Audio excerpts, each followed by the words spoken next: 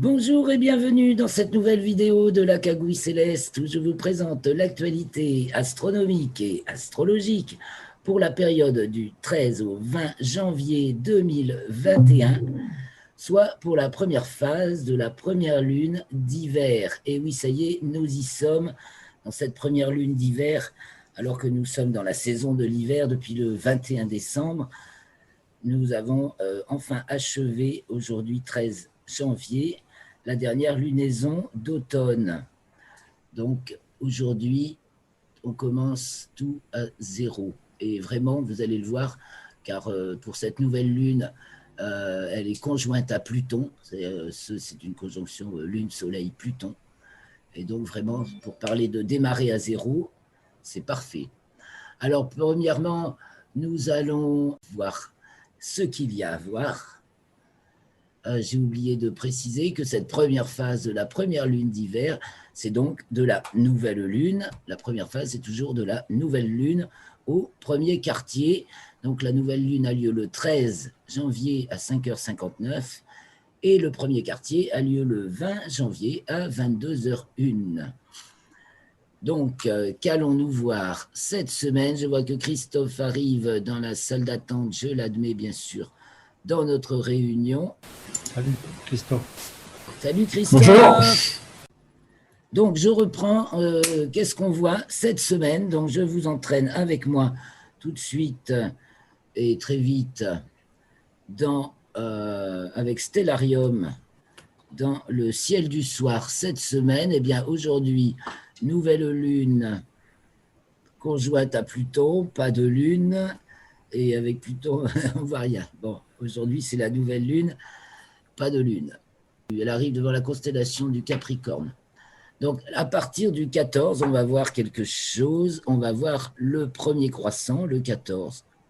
Voilà, le 14 au soir. On va voir le premier croissant de lune. Alors, on se tourne un petit peu. Voilà, je vais mettre un horizon plus dégagé que ça, c'est-à-dire l'océan, horizon, paysage, océan.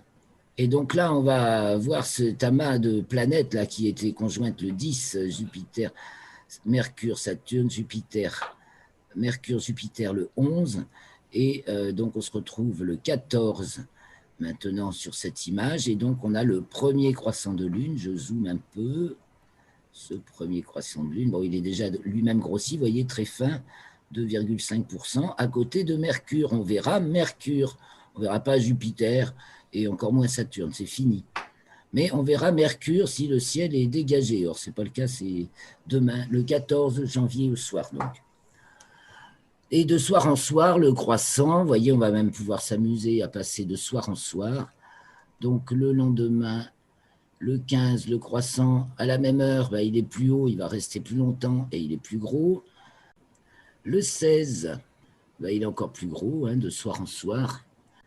Donc le 16, il est plus gros, et le 17, il est encore un peu plus gros, vous voyez, et donc il va rester plus tard dans la nuit, et il est conjoint à Neptune. Alors on va grossir un peu, et on va retrouver la Lune près de Neptune un peu plus tard, vous voyez, on peut se permettre, puisqu'il va se coucher beaucoup plus tard.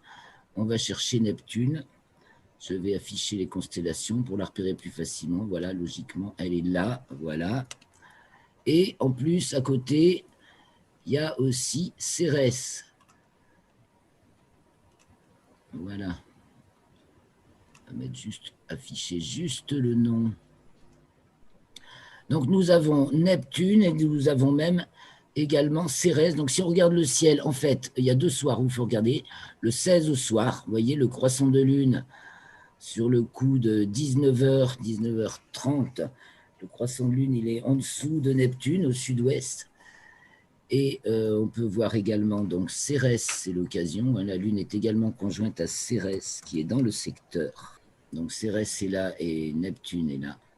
Et le lendemain, le 17, la lune a fait tout ça, du 16 au 17 au soir. Et donc, on retrouve lune, Cérès qui est toujours pointé là. Attention, je vais pointer Neptune et Neptune. Donc, je grossis un petit peu. Avec des jumelles, peut-être on peut essayer, mais l'éclat lunaire, de repérer Neptune, mais l'éclat lunaire est assez gênant. Donc, on continue la semaine. Donc, à ce moment-là, quand elle est conjointe à Neptune, vous voyez, elle est devant la constellation du Verseau, dont je peux afficher les limites et le nom. Et le lendemain, elle se retrouve devant la constellation des Poissons, de la Baleine. Alors, elle se promène devant la Baleine le 18.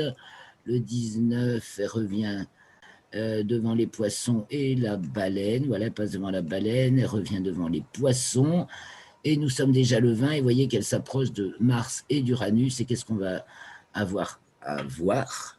Donc, cette lune en premier quartier, c'est le 20, premier quartier de lune, près de Mars et d'Uranus, auquel elle est précisément conjointe le 21, le lendemain. Donc, vous voyez, vous verrez Mars, on voit Mars facilement dans le ciel, évidemment Uranus plus difficilement, mais avec des jumelles, ce sera facile. Donc, Uranus, c'est là une petite bille bleutée de 2 minutes d'arc, alors que Mars en fait une dizaine. De toute façon, c'est pas bien gros, mais bon, Mars est bien visible à l'œil nu, et on aura le premier quartier de lune un peu éblouissant, bien sûr. Cette conjonction Mars-Uranus, donc, est remarquable à bien des points, et drôlement bien documentée dans un article que je vous montrerai sur le site un petit peu, on va en parler tout à l'heure. Donc, au niveau des planètes,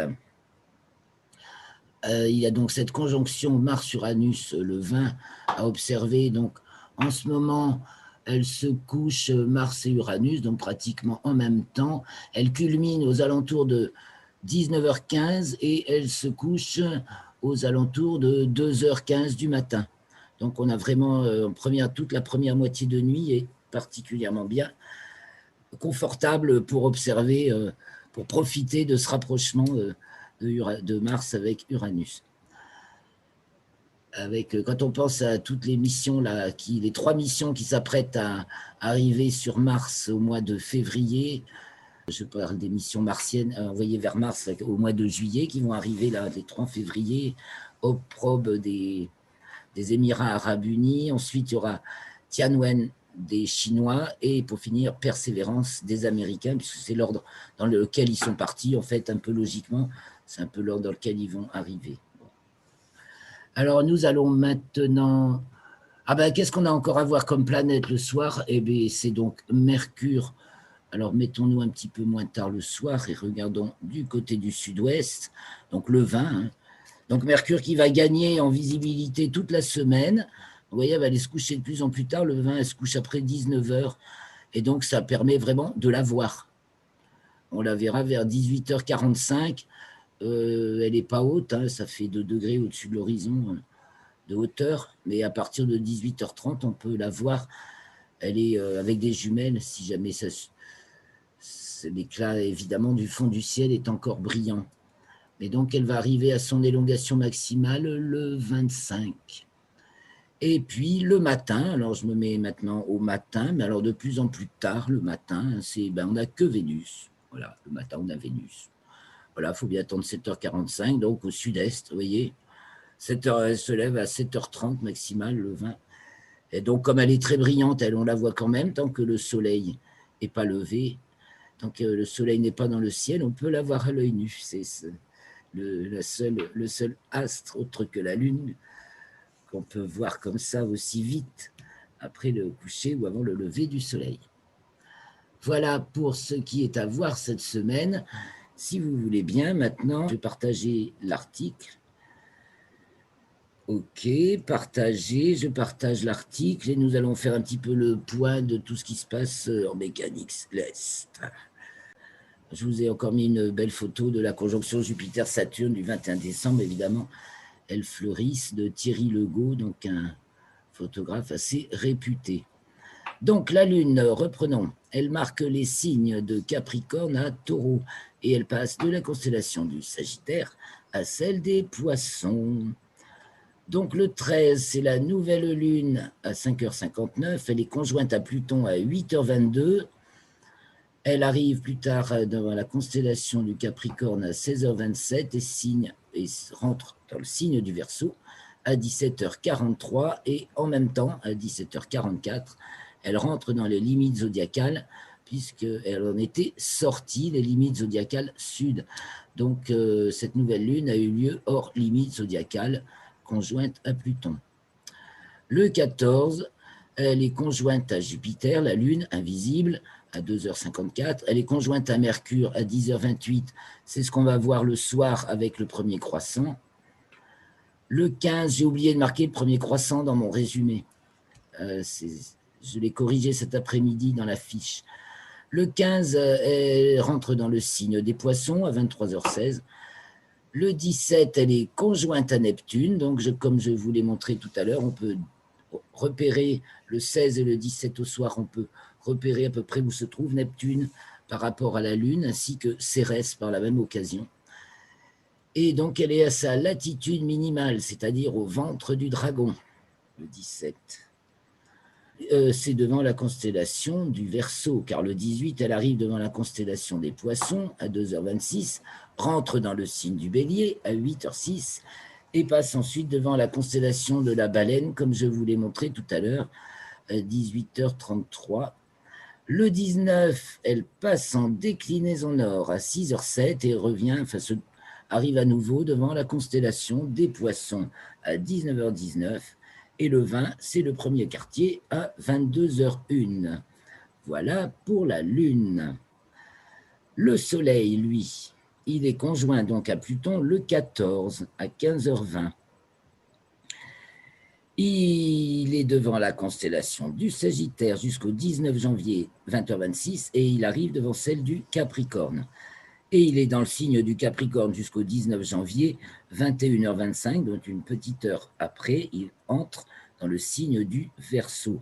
Car en fait, la constellation du Capricorne démarre au 30e degré du signe du Capricorne. Donc, quand le Soleil, la Lune ou une planète arrive devant la constellation du Capricorne, et ben dans la foulée, elle rentre dans le signe du Verseau de nos jours, à cause de la précession des équinoxes. Donc, on n'en a pas encore parlé, et le 14 également, le Soleil est conjoint à Pluton, mais Uranus aussi reprend son mouvement direct. Il était rétrograde depuis le mois d'août. Donc, Pluton atteint son apogée le 17, puisqu'il est conjoint au Soleil, ça veut dire qu'on a un alignement Terre, Soleil, Pluton, donc évidemment, à ce moment-là, Pluton est au plus loin de la Terre, donc ça arrive le 17. Et Mars est conjoint à Uranus le 20, ça en géocentrique, puisque je vous rappelle qu'elles ont été conjointes en héliocentrique le 2 novembre. Et en héliocentrique, que se passe-t-il? Eh bien, le 13, donc pour la nouvelle lune, au moment de la nouvelle lune, Mercure est conjoint à Neptune. Et ensuite, le 15, Mercure entre dans le signe du Bélier, en héliocentrique. Le 13, le jour de la nouvelle lune, Vénus est opposée à Mars à 23h03. Donc on a deux aspects en héliocentrique, le jour de la nouvelle lune, Mercure conjoint Neptune et Vénus opposée Mars. Vénus ensuite passe à son nœud descendant le 16. Donc ça c'est en même temps pratiquement à une minute près en géocentrique et en héliocentrique.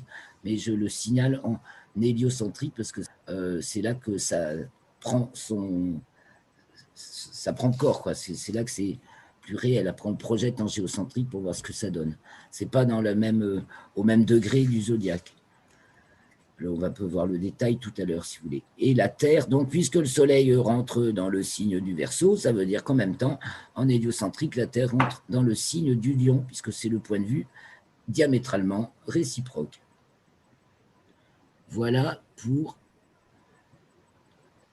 les petits détails de mécanique céleste, donc tous les événements significatifs qu'on va un petit peu interpréter après dans la suite. Donc je défile un peu dans l'article où je m'efforce toujours de vous mettre de belles photos. Ben voilà, on va peut-être parler un peu du signe du Verseau, vite fait. Hein. Alors en dessous du Soleil, vous avez toujours le Soleil, donc il commence par passer à 20h d'ascension droite le 17 janvier. C'est la projection dans le plan équatorial de la division en signes dans le plan écliptique. Et donc, 20 heures d'ascension droite, ça commencerait l'espace du Verseau, on pourrait dire, dans le plan équatorial, mais ce n'est pas encore nommé les signes, c'est juste des heures, des tranches d'heures d'ascension droite. Et donc, nous, bien entendu, on le note, puisque je note tout ce qui se passe dans le plan équatorial, donc le plan du modèle, le référentiel objet, et ce qui se passe dans le plan écliptique, donc le plan relation et de l'action, voilà, du présent. Donc, il y a un petit article qui vous explique ça, qui s'appelle Éclier quoi. Vous cliquez et vous allez tomber sur Éclier quoi. Donc, il arrive devant la constellation du Capricorne, bon, ça c'est marqué, et juste après, il rentre dans le signe du Verseau, et donc la Terre dans le signe du Lion, en héliocentrique. Donc, c'est la deuxième phase de la saison, hiver pour l'hémisphère nord, été pour l'hémisphère sud. Donc, l'hémisphère nord reçoit bien moins d'ensoleillement que le sud, mais de plus en plus. Alors que le sud en reçoit toujours plus que le nord, mais de moins en moins. Donc, les jours diminuent au sud et augmentent au nord. Et le pôle qui est dominant, donc toujours le pôle sud, est décroissant. Ça nous fait force d'inhibition, grande F-. Cet ensoleillement qui est toujours majoritaire au sud, mais en diminution, ça se traduit par lenteur d'inhibition. L'ensoleillement minoritaire au nord qui augmente, ça fait petite V+. La polarité globale de la saison hiver, c'est l'inhibition, donc. Mais comme on est en milieu de saison, il y a toute cette inhibition se concentre et induit, donc, il y a une telle concentration et si forte, c'est un phénomène qu'on observe universellement en physique, l'induction, quand elle devient si forte, elle va générer le phénomène inverse, le pôle opposé, donc, de l'excitation. Donc, le Verseau est un signe d'excitation, F+, recréatrice au milieu de cette saison d'inhibition où on éteint tous les signaux. Le Verseau rassemble ce qui reste, ce qui est significatif, et il va retracer de nouvelles perspectives avec la nature même du signe du Verseau. Donc, c'est une force d'excitation recréatrice. Sa formule mineure, du coup, associée, c'est la force d'inhibition naturelle, c'est-à-dire celle du Taureau. Le Verseau manque de... il ne s'est pas récupéré, quoi. Il se lance dans des grands plans au-delà de ses capacités énergétiques, souvent. Donc, ces signes d'hiver nord, été sud, donc ça, c'est la saison. Et les saisons, elles se définissent par une marque de lenteur ou de vitesse, c'est-à-dire lenteur quand le phénomène dominant est décroissant, ce qui est le cas là. Le phénomène dominant, donc l'ensoleillement du sud, est décroissant, donc on est en lenteur et donc d'inhibition, parce que c'est le sud qui est dominant. Donc lenteur d'inhibition. Et donc sa formule associée, le mineur, eh bien, c'est la vitesse d'excitation du printemps qui est là, mais pas forcément maîtrisée, quoi. Ça peut faire beaucoup de nervosité ou de impulsivité, d'agacement qui ne s'exprime pas aussi. Voilà. Et nous sommes dans la période de milieu de saison. En me relisant, je vois mes fautes qui ne sortent pas quand je les écris. Donc, nous sommes en milieu de saison et la formule majeure, c'est donc le sens des dosages pour les signes fixes, milieu de saison. La formule majeure a le sens des dosages et donc la formule mineure, c'est la phase paradoxale. On compare des quantités. Donc, sens des dosages, c'est ce qu'il faut mettre en dosage principal et mettre en adjuvant pour obtenir un certain mélange. Et la phase paradoxale inverse souvent les proportions. Mais peut justement avoir l'intérêt de porter son attention sur ce qui n'est pas dominant. Donc, la formule du Verseau, c'est l'opposé de celle du Lion, n'est-ce pas? Et c'est l'inverse de celle du Taureau. L'opposé, c'est juste le point de vue opposé. Donc, on a la même force d'excitation, sauf qu'elle est débloquante. Au Lion, c'est perso. C'est la lenteur d'excitation qui est dominante au Lion, alors que c'est la lenteur d'inhibition au Verseau. Et on a toujours le sens des dosages. Et par contre, c'est l'inverse de celle du Taureau, donc, qui, elle, est en inhibition naturelle comme dominante, ce qui manque au Verseau, en vitesse d'excitation, mais alors que c'est la faiblesse du Verseau, alors que le calme et la planification du Verseau échappent un peu au Taureau. Et toujours le sens des dosages. Alors, je crois que j'ai dit l'essentiel. Au niveau de l'activité solaire, bah, c'est marrant, depuis une dizaine de jours, il n'y a plus de tâches. À nouveau du calme. Il y a eu beaucoup d'aurores polaires. Donc voilà, à vous. Je reviens sur notre écran commun. Eh bien, on va parler un peu du thème du Verseau. Et puis de la nouvelle lune. Et puis du premier quartier. La nouvelle lune, le 13, et le premier quartier. Les temps sont sévères. Voilà. La nouvelle lune. Yes, on l'avait déjà examiné la semaine dernière. On a fait déjà des remarques. Donc le 13, la nouvelle lune, ouais, on avait bien vu donc la semaine dernière que tout était nocturne. On a l'axe des nœuds lunaires sur l'axe horizon avec le nœud ascendant au descendant du thème en Gémeaux Sagittaire. Alors, il ne se passe rien dehors, mais alors dedans, c'est ça que ça voudrait dire. Pour chez nous, puis il y a une action essentiellement bienveillante. Et le thème du premier quartier, donc on va aller de la nouvelle lune. Ça, ce sera plus tard que lune. De la nouvelle lune. Non, le 6, c'est pas ça. C'était avant. Ah, voilà, Christophe, au secours. Ah, Au secours. d'accord. Je baisse. Ah, voilà. Stop. Non, non, t'entends. C'est bon là? Nickel. Bon. Pas plus. Bon. D'accord. D'accord. Voilà, nickel. On peut y aller alors. Donc, on comparait. C'est le passage sur Zoom qui était mal réglé. Bon. Alors, on va regarder les thèmes du Verseau, n'est-ce pas, de l'entrée du soleil en Verseau, qui est remarquable également. On a regardé un petit peu le 13 tout à l'heure, on a remarqué la nouvelle lune. Disons tout de suite, ce qui est remarquable, c'est que c'est mono-hémisphérique. La nouvelle lune, elle est également mono-hémisphérique. Là, tout est nocturne et sous l'axe des nœuds lunaires, tandis que le Verseau, tout est occidental, bien sûr, et toujours l'axe des nœuds lunaires. Alors déjà, voilà deux remarques importantes. Bon, après le 13, nouvelle lune, et donc on passe au 20, le premier quartier, on a encore un truc mono-hémisphérique. Tout occidental et ce coup-ci l'axe des nœuds, bam, dans l'axe méridien, avec le nœud ascendant au milieu du ciel. La lune, c'est le jour de la conjonction Mars-Uranus et la lune y est conjointe le lendemain. Neptune est au descendant. Je vous dis que attention et tout ça, c'est hyper tendu.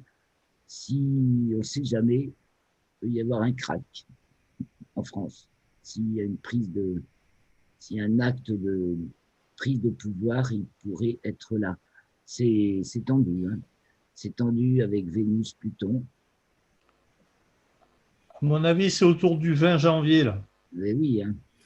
Et alors, quand on voit le thème Hélio également, c'est franchement super tendu avec deux axes de détente quand même. Mars-Jupiter, uniquement, qui commence tout juste à se faire. Et Mercure-Vénus qui est déjà fait, qui se défait. Trigone. Mais tout le reste, et alors la Terre, Mercure est un peu le pivot dynamique de tout ça, donc les choses changent très vite. On a Jupiter-Saturne aussi qui sont un sacré pivot, et la Terre aussi, même plus, qui est opposée à Pluton, Saturne et Jupiter, puisqu'elle va être opposée à Saturne. C'est donc conjonction Soleil-Saturne le 24 et conjonction Soleil-Jupiter le 29 en géocentrique, donc c'est opposition Terre-Saturne le 24 et opposition Terre-Jupiter le 29, et donc l'opposition Terre-Pluton, c'est le 14, donc dans notre tout début de notre période de la lunaison qui est du 13 au 20 janvier. Je reviens sur le 13 parce que c'est l'initial, le point de départ initial, la nouvelle lune, Vénus en Capricorne, le soleil est à 23 avec la lune, alors que Vénus est à 5 Capricorne, Vénus, soleil, lune à 23, Pluton à 24 Capricorne, n'est-ce pas? Et après en Verseau, on a Saturne, Jupiter et Mercure qui vient juste d'être conjoint à Saturne et Jupiter. Donc, grand changement rapide des structures, là, on va voir, mais d'abord annulation, quelque chose. Et il y a une entité bienveillante, essentielle, qui amène de l'esprit, de la hauteur, qui va faire basculer. On voit bien qu'il y a une espèce de bascule, là, vous voyez pas? Et paf, elle appuie, et hop, ça y est, ça catapulte.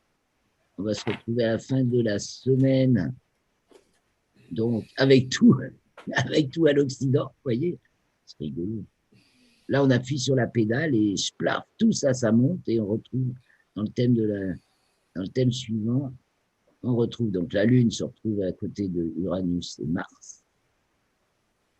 C'est Neptune qui fait la ligne de flottaison, c'est remarquable aussi. Et donc, il va y avoir là de l'action extérieure. Et ça va laisser tout le monde pantois. Complètement pantois. Ça, de l'inattendu nous attend. On ne peut pas dire quoi. Ben oui. Ouais. America.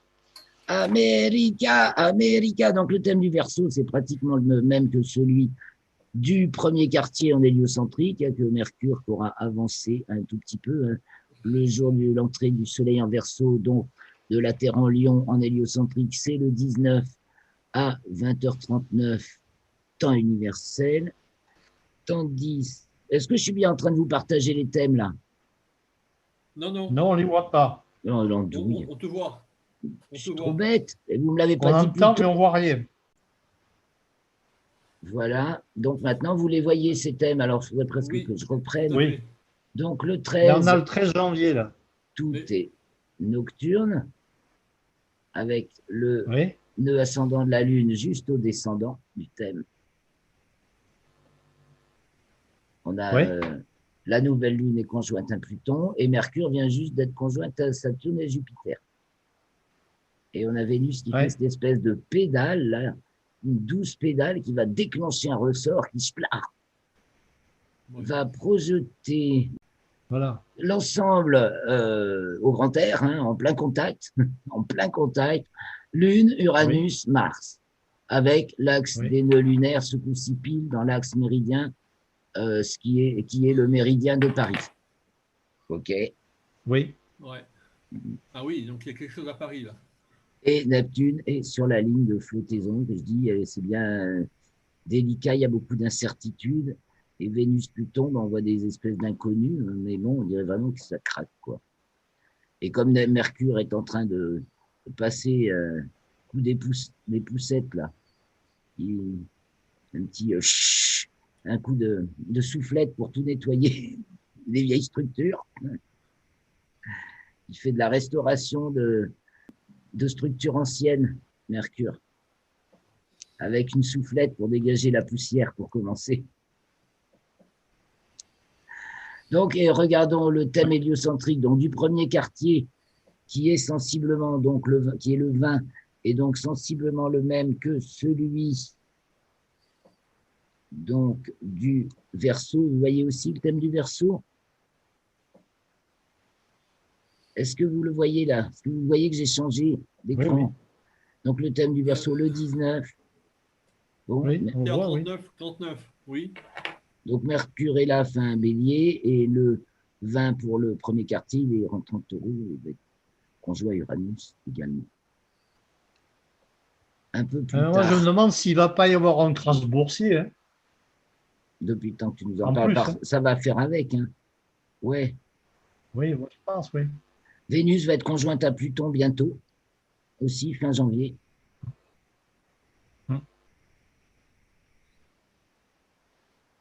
Donc, on est vraiment à une période de grosse incertitude. Hein. Oui, mais qui va, en fait, c'est un changement de paradigme. Ça veut dire que les peuples vont reprendre une initiative pour que les nations changent par rapport à ce qui existe aujourd'hui. À mon avis, c'est les États-Unis qui font tout basculer avec les autres nations, dont notamment l'Europe. On va en prendre plein la gueule, à mon avis. Je m'excuse de parler un peu crûment, mais Ouais. Vous voyez Oui, mais l'opposition les gens, Vénus-Mars là, et l'opposition Terre-Pluton. ouais. Il y a une scission dans les gens. Puis alors, bon, ben, l'axe États-Unis. j'ai entendu parler d'un effet cocotte minute aux États-Unis. Mais à mon avis, il va y avoir un noir. Il y a quelque chose dans le noir aux États-Unis, je ne sais pas quoi. Pas compris, Michel. Ah, ben je sais pas si c'est une panne électrique, si c'est Ah, un tremblement de terre. Je ne sais pas ce qui va se passer, mais il va se passer quelque chose hein, de toute façon. Ou Et alors c'est aussi, l'armée qui prend le pouvoir. eh bien, alors, justement, Moi, je ne serais pas étonné. mais moi, voilà, Parce c'est qu'en ça. fait, Trump, il va rester président jusqu'à la fin, hein. C'est-à-dire, Oui, Pence l'a protégé. et moi, je pense qu'il va être protégé. Oui, mais Pence n'a pas fait déclencher le 25e amendement, comme les démocrates le voulaient. Parce que Pence aurait pu déclarer que Trump inapte, comme les démocrates l'ont demandé. Il a dit non. tu suis ça de près. Bah, ce serait, j'ai pas eu le temps de le Ouais. monter, moi, le thème de Non, la nouvelle lune c'est, à Washington. Toi, tu l'as mais je fait. l'ai fait, moi. Et donc, ça nous met quoi dans les axes, là? Nous, on a. Donc là, c'est le Eh thème de ben, la la nouvelle nouvelle lune lune. est sur le fond du ciel. Et la Eux, nouvelle ils lune l'ont est à sur le minuit heure fond du locale. ciel. Donc, ils ont tout cet amas Soleil, Lune, Pluton, à minuit au fond du Voilà. ciel. Waouh, vraiment le nouveau départ. Ah oui, Mais c'est l'heure de c'est la. le Ouais, ouais, zéro, ouais, ouais, ouais. c'est l'heure de vérité, nom de Dieu. Oui, c'est l'heure de Ouais. vérité. C'est un Oh, essai complet. Charvet tempère. Hein, Charvet est pas très d'accord, hein. Je sais. que Bon, ce soit mais l'heure de vous voulez que vérité, je vous dise? avec une nouvelle lune Euh, Pluton au fond du ciel, il n'est pas d'accord. oui. Nouvelle lune Mais il Pluton. dit que c'est pas le. Il dit que Pluton n'est pas le loup du zodiaque. Un peu, bah, c'est pas du zodiaque, c'est des fonctions planétaires. Non, c'est pas du zodiaque. C'est pas le loup du zodiaque. Enfin, quand il se promène dans les Non, signes, mais voilà. il relativise le rôle de Pluton, si tu veux. Non, mais évidemment. Oui, Mais mais enfin, quand même, il ne faut pas non plus le négliger. Oui, relativise proportionnellement, oui, c'est une proportion infime. Mais c'est justement le petit oui, contre-pôle qui change tout. Ah, donc, on peut oui, c'est ça. c'est le Oui, contre-pôle. Soleil, Pluton, on a les deux pôles. Voilà. Et donc, on oui, est obligé de s'aligner dans l'axe, sinon, on sait qu'il y a l'un et il y a l'autre. oui.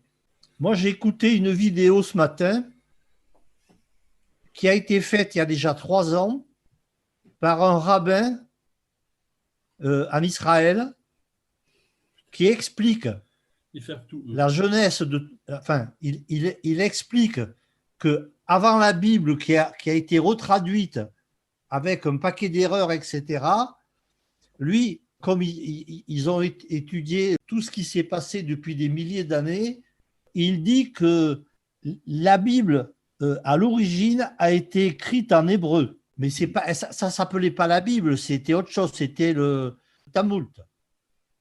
Il Ouais. explique tout ça et il donne à l'intérieur de ces documents qui sont en hébreu, il donne une lecture ésotérique de la situation à aujourd'hui et il est noté Trump à l'intérieur de cela. Ça paraît paradoxal, ça correspond parfaitement, je dirais, tout ça autour de ce mois-ci, quoi. D'accord. Et il trouve le moyen de dire, ce rabbin, qu'il sait encore plus de choses, mais qu'il ne peut pas les dire, parce qu'il y a des choses qu'il faut savoir ne pas dire aux gens, parce que s'ils ne peuvent pas les intégrer, ils peuvent prendre peur ou ils peuvent faire ce qu'il ne faut pas. Mais ça, c'est une règle de psychologie, ça. Je suis d'accord. Bon, donc, moi, si tu veux, quand j'écoute ça, c'est pour la première fois que j'écoute ça, ça m'a fait chaud au cœur, parce que je me suis dit, c'est peut-être pas de l'astrologie, mais c'est l'ésotérisme, et ça colle avec nos planètes. Ouais, ouais. Ouais. Mais oui, je suis d'accord. Alors, si tu veux, c'est mal expliqué ce que je dis là. Mais il va se passer quelque chose, ça c'est sûr. Mais on en a pour l'année, hein. Même plus. Hein. C'est un grand reset. Enfin, il y en a qui parlent de C'est grand un grand reset. reset. Hein. Mais voilà, mais c'est Mais individuel en même temps. il parle, tous les gouvernements vont sauter. Alors, il ne le dit pas comme ça, il le dit avec plus de finesse. Les religions, etc., que les religions, notamment la religion chrétienne, ils ont fait énormément de crimes avec des gosses. Et tout ça, ça va sortir. Enfin, si tu veux, il ne fait pas de politique, le gars, mais de la façon dont il explique à travers la Torah, oui, bon, c'est remarquable. Alors après, ça sera ou ça ne sera pas, je sais pas. Oui. Maintenant, c'est quand même des gens, et c'est pas des extrêmes, etc. Non, alors j'ai lu tout ça tout aujourd'hui parce que j'ai recherché un petit peu toutes les jeunesses, les pour, les contre, etc. quoi. Donc c'est intéressant. Et il faut savoir que l'origine de l'an juif date de 5777 ans. Exact. Oui, le calendrier hébraïque. C'est-à-dire que actuellement, on est à 5581 ans. C'est-à-dire que par rapport à nous, on a 3760 ans d'écart. C'est juste la question des calendriers qui ont chacun une origine différente. Et donc, tu as des concordances. Après, c'est ça. Effectivement, puisque c'est les calendriers sont fondés avec les religions, le calendrier hébraïque, il est de moins 5000 et quelques. Nous, le calendrier chrétien, il est de moins 2000. Et le calendrier musulman, il est de l'an 600, le calendrier de l'Hégire, dans le 7e siècle. En fait, quand on parle de l'ère du Verseau aujourd'hui, on n'est pas dans l'ère du Verseau, on est en train de changer d'éléments taureau, terre, on passe en élément air, et il va nous falloir un certain temps pour être dans le Verseau. Même en 2060, on n'y sera pas encore, tout à fait. Mais bien sûr, il faut un certain temps pour que ça change. Ça dépend à quel point de vue. Je veux dire que les ères, parce qu'on peut considérer qu'elle est déjà entamée, enfin, au niveau de ce qu'on appelle l'ère du Verseau, ça, ce qui est sûr, c'est que cette semaine, ça va sentir fort l'ère du Verseau, parce que Mercure est en Verseau et vient de passer sur Jupiter et Saturne en Verseau. Donc là, ça sent le Verseau à plein nez. On a l'ère du Verseau là, et puis tout ça nous dit que c'est vraiment Verseau, c'est les signes d'air, c'est donc le signe relation, ça correspond au plein contact, c'est l'instant présent, c'est la communication et l'instantanéité. Donc il y a plein de choses effectivement qui sont en plein développement à ce niveau-là. Tout est en train de changer. Ça remet pas en cause autrement. On est en train de se mettre à penser autrement. C'est ça qui est vachement intéressant. Oui, mais il y a un côté très spirituel. Je vois, tu as raison, Claire. Mais c'est dur. Hein. Moi, je vois là, j'ai discuté avec mes collègues qui voient bien les choses, ils ont du mal à comprendre ce qui va se passer. C'est tout nouveau pour nous tous. Pas continuer. Non, mais ils ont du mal à croire que les choses. Quand ils disent que la dette, il va falloir la payer, j'arrive pas à les convaincre. Hein. Ben à mon avis, c'est secondaire. Hein, parce que ça va sauter. Hein. Oh, ouais. C'est ça, mais j'arrive pas à les convaincre, ça. On peut dénoncer Maastricht et emprunter à la Banque de France à des taux ridicules pour rembourser la dette. Ça, ils ne comprennent pas, ça. Alors, je vous conseille, c'est Bruno Dumézil, le jeune historien, mais il est méga. Je l'ai regardé, j'ai écouté la vidéo. Et alors, la deuxième, alors, je suis en train de regarder une autre, c'est encore plus les origines vraiment qui nous intéressent. Il a tout, qui de Sainte-Geneviève, Childéric, Clovis, toute cette époque. Et il est vraiment, il clarifie tout ça, il nous en apprend plein. Et cette fin de l'Empire romain est tellement, en plus, c'est un état dans lequel les peuples se trouvaient, un peu comme on est en train d'arriver aujourd'hui. Très, très intéressant à écouter de tous ces points de vue. Et en plus, on va avoir des dates et la discussion sur le baptême de Clovis. On peut toujours courir après une date. On ne peut pas savoir. Il en parle un peu. C'est pas à peine de ce qu'on pense qu'un jour, on va avoir la bonne date. Il dit c'est sur une plage de 30 ans. On ne peut pas savoir. Tout dépend d'un tas d'autres facteurs et on n'a pas d'éléments. Ouais, c'est sur 30 ans que ça peut avoir eu lieu. Oui, Claire, j'ai trouvé une autre information sur Pinterest, je ne sais pas si tu connais. Pinterest, ouais. Ils disent que les origines de la France, de façon plus concrète, seraient datées à partir des rois de France et notamment de Saint-Louis. C'est Louis IX. L'autre, il nous apprend ce que les autres n'ont pas encore. Des Mérovingiens, enfin, après 1000 ans, Oui, si, là 1500 aussi. ans d'extinction, il nous explique mieux les Mérovingiens. Parce que Pinterest, c'est bien, mais je veux dire, ça brasse, c'est très superficiel. C'est les dernières news. Là, tu as un mec pointu, un chercheur qui communique de manière vraiment très facile. Et là, tu en apprends vraiment. Et là, tu sais que c'est du dur. C'est pas, on a dit que. Moi, j'ai retrouvé pas mal d'informations avec Turpin là-dedans. Hein. Oui, oui, oui. D'accord. J'ai retrouvé les mêmes noms à quelque chose près des dates identiques, etc. Donc, à comparer, oui, justement, toi pas qui le as déjà contraire. plein d'autres informations, si c'est Oui. bien les mêmes Non, il périodes. est à regarder, c'est sûr. Ah ouais, parce que toi, tu vas pouvoir faire des ponts. Donc, ça va être Justement, encore mieux. Michel prend des notes. Tu peux prendre des notes en regardant la conférence et comparer avec ce que tu as trouvé. Ah ouais. Parce que là, ça va nous faire avancer à grands pas C'est d'un ça qu'il point de faut vue faire. historique et pour C'est ce que comprendre j'avais fait les avec. périodes. C'est ce que j'avais fait avec la conférence de François Asselineau. Non, mais oui, je suis d'accord. Le travail qu'on a fait n'est pas perdu là. Hein. Au contraire, ça va nous aider. On va se caler sur quelque chose peut-être de différent, mais on va y voir plus clair. Ça va émerger. Vous remarquerez que le thème du Capricorne était également mono-hémisphérique tout oriental. Donc, ça nous parle de transformation intérieure et puis c'est couronné par Vénus en Sagittaire. Magnifique, internationale. Et qu'elle est profonde, car elle est en Scorpion héliocentrique opposée à Uranus. On nous renverse la tête, on se renverse la tête. Ça, c'était le thème du Capricorne, alors. Et le thème du Verseau, donc maintenant on a tout occidental. C'est un peu comme les fonctions, ben alors c'est bien rythmé. Hein. Capricorne, donc signe d'inhibition, on a tout à l'Orient. Verseau, signe d'excitation, on a tout à l'Occident. Oh, ben c'est bien monté, hein, mais là, les deux trucs coïncident complètement. Donc, il va se passer des choses à l'extérieur, mais pas cette première semaine. Au début, on part de zéro. Et là, et calme plat, il n'y a rien à la surface. Et puis, spling, il va se passer quelque chose.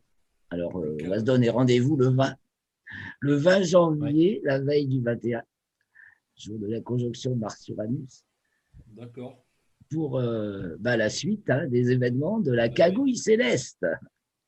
Donc, certainement, à 17h, nous remercions tous nos fidèles auditeurs qui nous pardonneront toutes nos imperfections et n'hésiteront surtout pas à nous mettre toutes leurs remarques pour qu'on puisse s'améliorer. Et donc, je vous salue tous bien chaleureusement. Gros bisous. Et à la semaine prochaine pour un nouvel épisode de la cagouille céleste. J'arrête le partage pour vous faire au revoir.